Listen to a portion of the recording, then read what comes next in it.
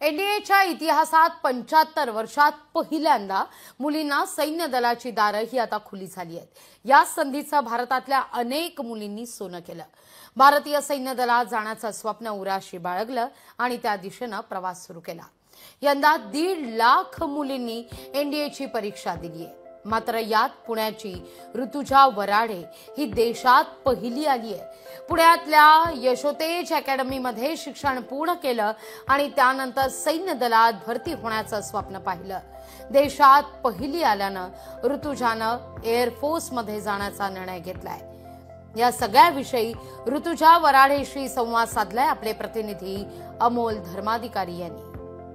नुकत्याच झालेल्या परीक्षेमध्ये देशभरामध्ये जवळपास 1.5 लाख मुलींनी परीक्षा दिली आणि याच्यामध्ये पुण्यातली सर्वप्रथम आलेली आहे ती म्हणजे ऋतुजा वराडे, जिने देशामध्ये पहिला क्रमांक पटकावलेला आहे। ती ऋतुजा आपल्या सोबत आहेत। सुरुवातीला तर खूप खूप अभिनंदन। एनडीए मध्ये आता पहिल्यांदाच संधी मिळाली आणि पहिला क्रमांक आलाय, काय पहिली प्रतिक्रिया आहे? सगळ्यात आधी तर खूप खूप धन्यवाद। आणि एनडीए मध्ये माझा ओव्हरऑल भारतातून मी तिसरी आहे, ऑल इंडिया रँक 3 आहे माझा आणि मुलींमधून मी पहिली आहे। तर मग हे सक्सेस खूप मोठं आहे, पण माझं नाही आहे फक्त, माझ्या पेरेंट्सचा पण हात आहे त्याच्यात। परत माझे जे मेंटॉर्स होते यशोतेज अकॅडमीमध्ये तेजस पाटील सर आणि विकास पाटील सर, त्यांचा पण खूप मोठा हात आहे याच्यात।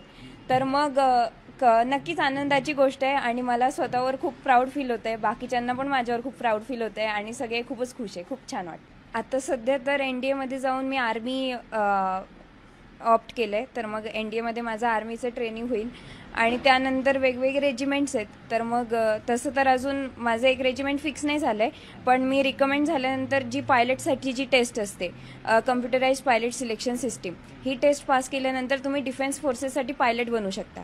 तर मग माझ्या मनात हेच येतंय की सध्या मी एकदा ट्रेनिंग झाल्यावर आर्मीमध्ये जे हेलिकॉप्टर्स आहे ते उडवायची इच्छा आहे माझी। तुला पायलट व्हायचंय आर्मीमध्ये? लोकशाही मराठी ऐका, पहा, जागरूक रहा।